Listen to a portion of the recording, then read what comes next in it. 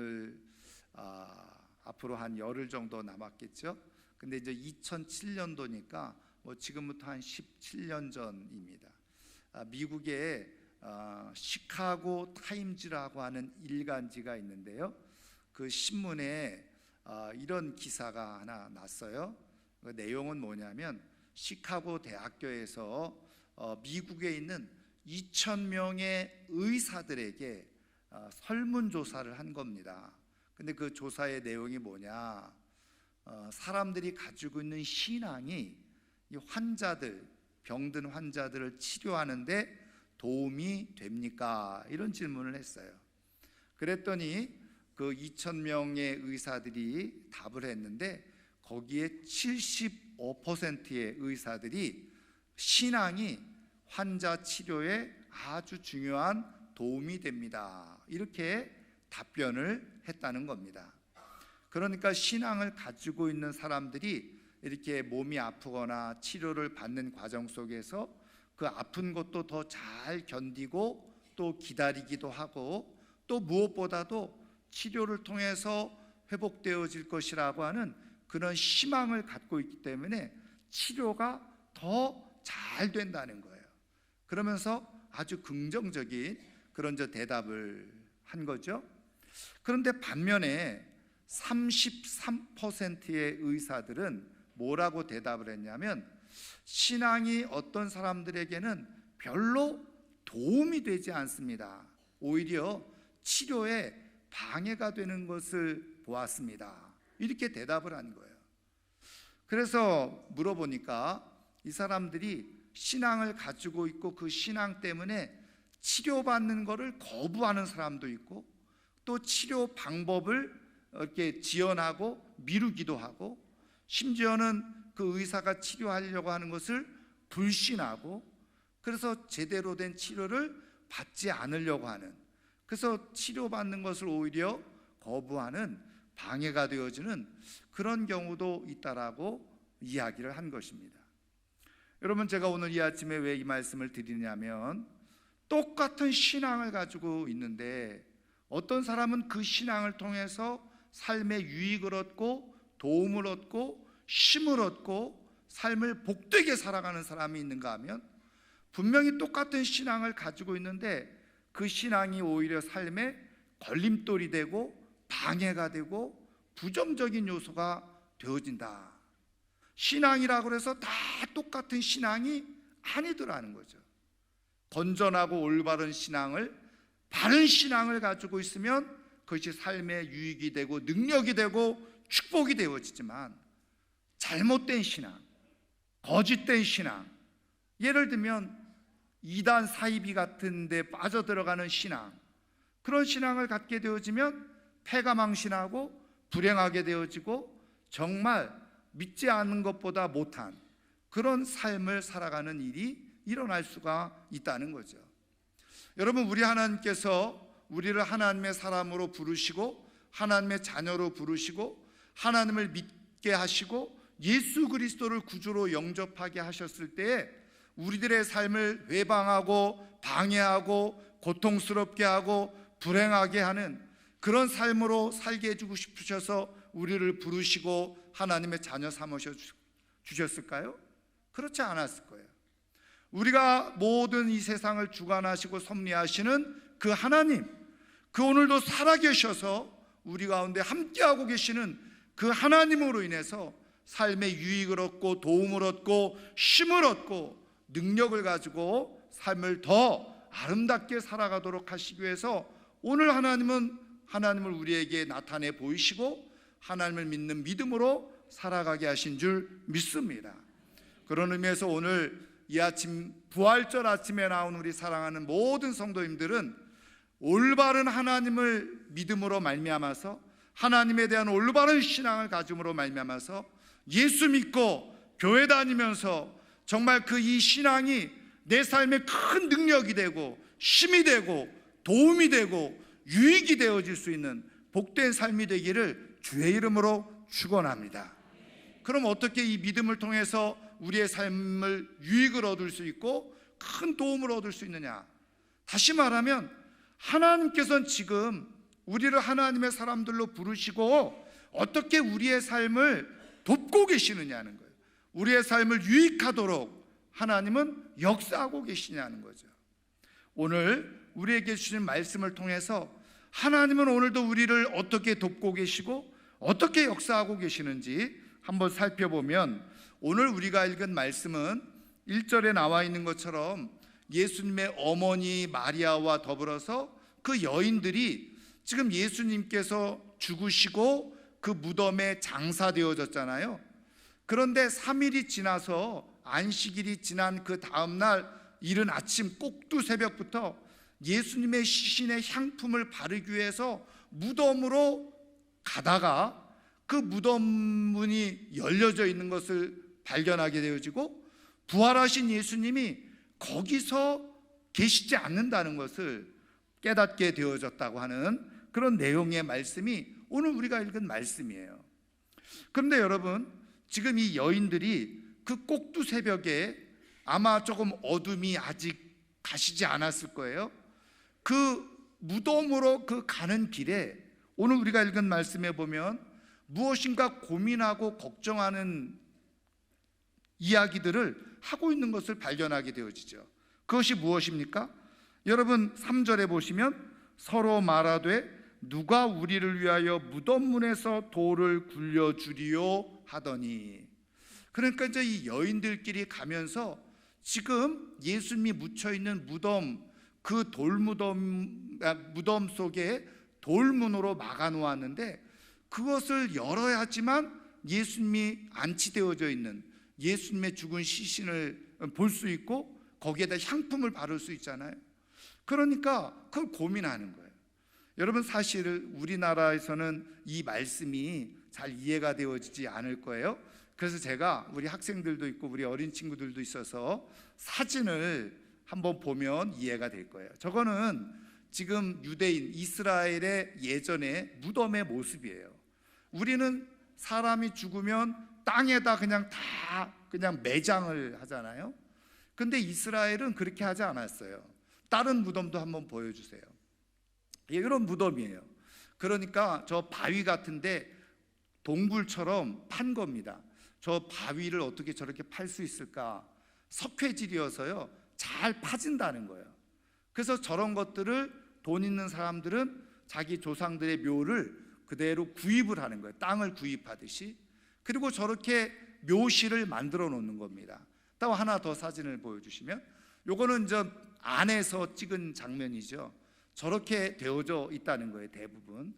그러면 죽은 시신을 저렇게 가져다가 저기에다 안치를 해놔요.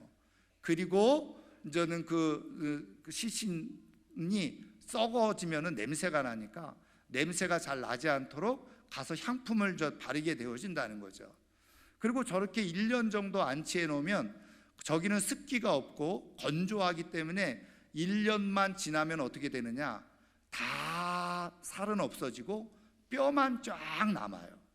그러면 그 뼈를 1년 후에 다시 수거를 해가지고, 그리고 이제는 우리처럼 납골하는 것처럼 뼈만 안치하는 곳에다가 다시 안치하는 거예요. 이게 바로 유대인들의 장례 문화거든요. 그러니까 이 여인들이 지금 가면서 걱정했던 것 이해가 되시죠? 저렇게 무덤 문 앞에 커다란 그게 막고 있었다는 거예요. 근데 이제 여인들의 힘으로는 저 그 문을 열 수가 없다. 그러면서 누가 이 돌문을 열어줄까? 이렇게 걱정하면서 갔다는 거예요. 근데 또 걱정하는 이유가 또 있었어요. 여러분, 마태복음 이 똑같은 본문을 기록해주고 있는 내용을 보면요, 27장 66절에 보면은 지금 이 예수님이 살아생전에 내가 사흘 만에 다시 살아날 것이다 이렇게 말씀하신 것을 기억하고 그 예수님의 시신을 묻어둔 무덤 돌문을 봉인을 했다는 거예요. 봉인을 했다는 것은 사람들이 아무나 열지 못하도록 고정시켜 놨다는 거예요. 그래서 그냥 큰 못으로 그리고 밧줄로 묶어가지고 누구도 그 돌문을 열지 못하도록 봉인을 할 뿐만 아니라 거기다 경비병까지 거기다 지켜 서 있도록 했다는 거죠. 그러니까 이 여인들이 사실은 그 모습을 다 알고 있었던 거예요. 그러니까 당연히 지금 무덤으로 가면서 걱정을 할 수밖에 없죠. 자신들의 힘도 없고, 그러니까 저 돌문을 누가 어떻게 열어줄까, 그리고 또 봉인까지 해서 단단하게 밧줄로 고정까지 시켜놨으니 어떻게 저거를 열 수 있을까. 더 나아가서 경비병들이 삼엄하게 지키고 있는데 그 경비병들에게 저 돌문 뭐 열어달라고 하면 열어주겠나. 한마디로 말하면 걱정과 근심을 하면서 고민을 하면서 지금 갔다는 거예요. 그런데 오늘 성경 4절에 바로 보니까 어떻게 해요? 그렇게 막 고민하면서 얘기하면서 갔는데 놀랍게도 보니까 자기네들이 그렇게 걱정했던 그 돌문이 활짝 열려져 있더라는 거예요. 그래서 이게 도대체 무슨 일인가 하고 그 안에 들어가 봤더니 누가 있었어요? 오늘 말씀에는 청년이 하나 있었다고 그랬는데 다른 성경 복음서에 보면 어떻게 해요? 이 청년을 천사라고 그렇게 말하고 있죠. 그래서 예수님이 말한 대로 다시 살아나셨으니까 이곳에 계시지 아니하고 너희들을 위해서 갈릴리로 가신다고 했으니까 그곳에 가서 그 부활하신 예수님을 보도록 그렇게 말하고 있는 것을 우리가 보게 되어져요. 여러분, 지금 이 돌문을 가지고 고민하고 염려하며 가던 이 여인들이 자기도 생각지도 못했던 돌문이 열려져 있고, 그것을 통해서 오늘 하나님께서 우리에게 보여주고 계시는, 말씀하고 계시는 뜻이 무엇일까요? 여러분, 문이 활짝 열려져 있고 거기에 천사가 지금 이 여인들에게 말했다는 것은 지금 예수님께서 그 죽음에서 다시 살아나셔서 부활하셨다는 거죠. 돌문이 활짝 열려져 있었어요. 경비병들은 거기에 온데간데 없었어요. 그리고 예수님이 거기에 계시지 않았다는 거예요. 예수님이 부활하셨다는 거죠. 여러분, 하나님께서 지금 이 말씀을 통해서 무엇을 말씀하고 계시느냐? 예수님께서 부활하신 이 부활의 사건, 이 부활의 사건이 무엇을 상징하고 무엇을 의미하느냐? 여러분, 지금 이 여인들이 말씀드린 것처럼 누가 이 돌문을 열어줄까? 우리가 돌문을 어떻게 열지? 고민하면서 걱정하면서 그리고 염려하면서 갔다는 거예요.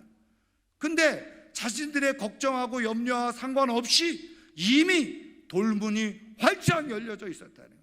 이것이 바로 예수 그리스도의 부활에 담겨져 있는 의미라는 겁니다.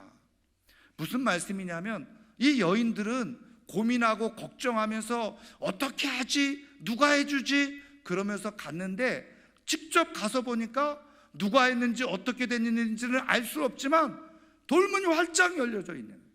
여러분, 예수 그리스도의 부활이 이와 같다는 거예요. 여러분, 예수 그리스도의 부활은 사실은 과학적으로, 이성적으로, 합리적인 생각으로 절대로 있을 수 없는 일이라는 거죠.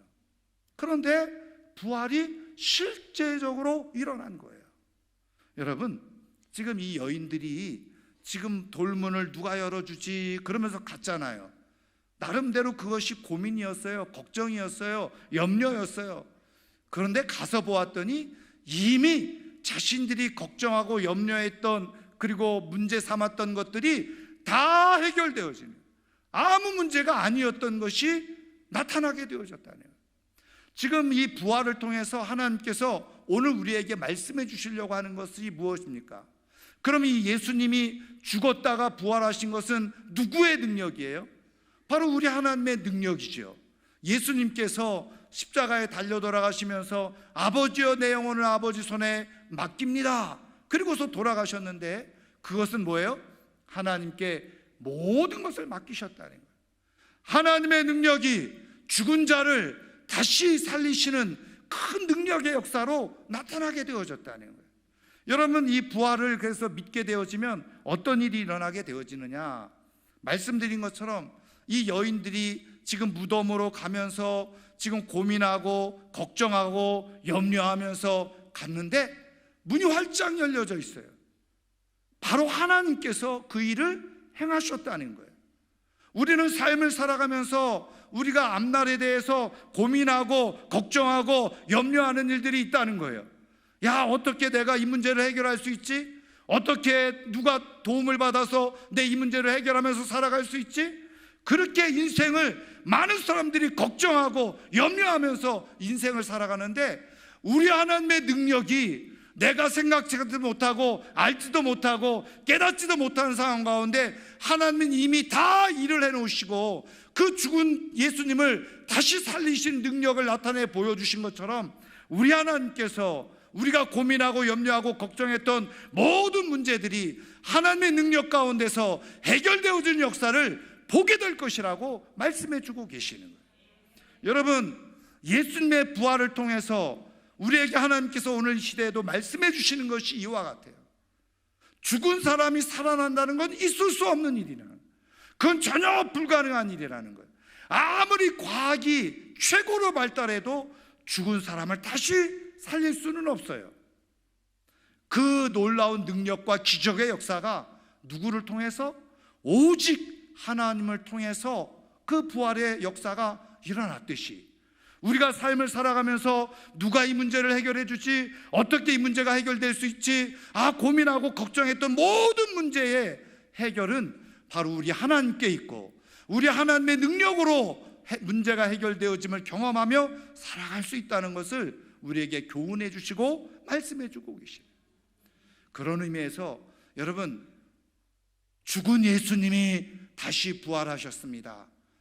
그것은 단순히 우리가 나중에 죽어서 천국 가서 부활하는 것, 그것도 굉장히 귀중한 의미가 있지만, 오늘 지금 우리가 이 시대를 살아가면서 현재의 삶을 살아가면서도 하나님은 불가능한 것이 없으신 분, 죽은 자도 살리신 분이 우리 하나님이시지. 그래서 내가 생각하고 걱정하고 염려하는 모든 문제들은 하나님께서 다 해결해 주실 수 있다는 것을 우리 부활 신앙을 통해서, 예수님의 부활을 통해서 오늘 우리에게 말씀해 주고 계시는 거예요. 그래서 예수님의 부활을 진심으로 확실하게 믿는 사람들은 어떻게 되어져요? 때로는 우리가 삶을 살아가면서 걱정거리가 있고 염려가 있을 수 있죠. 누가 이 문제를 해결해 줄까? 어떻게 이 문제를 해결하지? 고민이 되어질 수가 있어요. 그런데 맞아, 그렇지, 하나님이 죽은 자도 살리시는, 불가능한 것을 가능케 하시는 분이 하나님이셨지. 그 부활신앙을 내가 제대로 갖고 있으면 어떻게 되어진다는 거예요? 그 믿음으로 말미암아서 내가 생각지도 않았던 문제의 해답을 얻고 해결을 얻고 하나님의 큰 기적의 역사를 경험하면서 살아갈 수 있다고 말씀해 주시는 것이 바로 이 부활의 사건을 통해서 오늘 우리에게 전해주고 계시는 하나님의 말씀이라. 여러분, 예수 그리스도의 부활을 믿습니까? 예수 그리스도의 다시 살아나심을 믿습니까? 그 예수님의 부활을 믿는 사람들이 하나님의 기적을 경험하면서 살아갈 수 있는 줄 믿습니다. 내가 고민하고 걱정하면서 살아갔던 문제들이 내가 이 부활 신앙을 갖고 하나님이 해결해 주실 수 있지, 하나님이 얼마든지 문제를 바꿔주실 수 있지, 이 믿음을 갖고 나아가게 되어질 때 하나님의 놀라운 기적의 역사를 경험하게 될 줄 믿습니다. 여러분, 우리가 할 수 없는 것을 하나님이 행하시는 거예요. 이 여인들은 자기의 능력으로 할 수 없다고 생각했어요. 그래서 고민할 수밖에 없었어요. 그런데 가보았더니 하나님이 이미 다 해놓으신 것을 보게 된 거예요. 여러분, 우리 하나님은 오늘 우리의 인생을 살아가면서 우리의 인생이 이런 인생이 되어지는, 다시 말하면 내가 생각할 수도 없고 상상할 수도 없고 그리고 예기치 못했던 그 하나님의 놀라운 은혜들을, 축복을, 능력을 경험하면서 살기를 원하시는 것이 바로 우리 하나님 아버지의 마음이라. 여러분, 이 부활절에 정말 예수님의 부활을 다시 한번 우리 안에 깊이 새기고 죽은 자를 다시 살리시고 일으키시는 그 하나님의 능력이 내 모든 삶의 문제를 다 해결해 주실 수 있다는 확신을 가지고 믿음으로 살아갈 수 있기를 주님의 이름으로 축원합니다. 그래서 이 부활의 능력이, 그것이 그저 예수님의 부활로 끝나는 것이 아니라 내 삶의 부활의 능력으로 경험되어지면서 살아갈 수 있기를 주님의 이름으로 축원합니다. 예수님의 부활은 모든 불가능한 것을 가능케 하신다는 것을 우리에게 보여주시고 있는 사건이에요. 하나님은 살아계신 줄 믿습니다. 하나님은 오늘도 큰 능력으로 사랑하는 우리들을 위해서 일하고 계심을 믿으시기를 주의 이름으로 축원합니다. 죽은 자를 살리시는, 죽은 예수님까지도 살리시는 그 하나님의 놀라운 능력의 역사가 오늘 우리 삶에도 나타나게 될 줄 믿습니다. 부활은 이해할 수 없는 일이었어요. 과학적으로 합리적으로 생각할 수 없는 일이었어요. 그러나 하나님이 하셨습니다. 우리의 인생에도 하나님께서 하시는 일들을 경험하고 깨닫고 살아가기를 주의 이름으로 축원합니다. 그런 의미에서 여러분, 내 삶을 살아가다가 걱정할 만한 일이 있습니까? 염려할 만한 일이 있습니까? 근심될 만한 일이 있습니까? 그럴 때 예수님을 부활시키셨던 하나님, 불가능을 가능케 하셨던 하나님, 죽은 자도 살리시는 하나님, 그 하나님께서 이 문제도 해결해 주실 줄 믿습니다. 선포하시면 되는 거예요. 그리고 믿음의 길을 가는 거예요.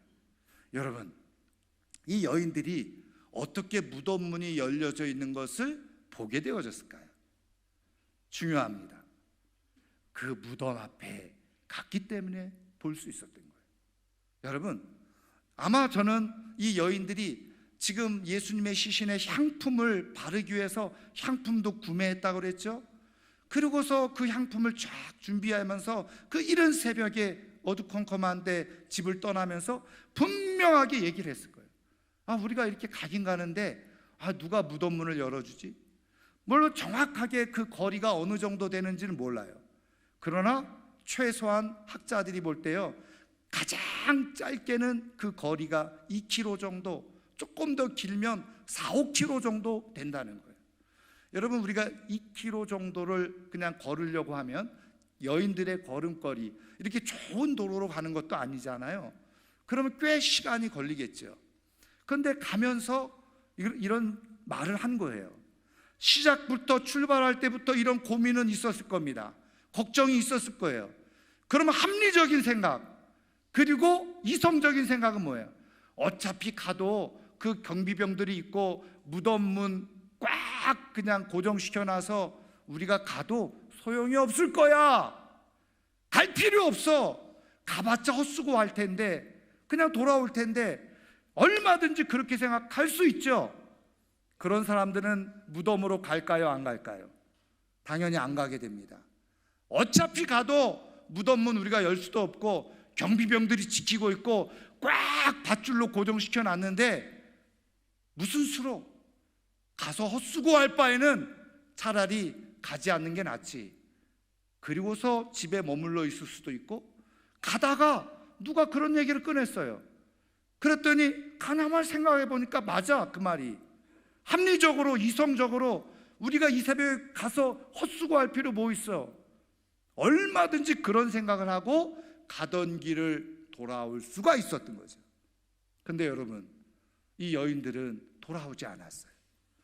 고민은 하면서, 걱정도 하면서, 염려도 하면서, 누가 돌을 굴려줄까? 이거 어떻게 하지? 그러면서 끝까지 간 거예요, 무덤 앞에. 그런데 거기에서 부활의 역사를 경험하게 된 거예요. 하나님의 능력을 보게 되어진 거예요. 여러분, 무엇을 말씀하고 있습니까? 우리가 살아가면서요, 염려 없이 살아가지는 못해요. 근심 없이 살아갈 수는 없어요.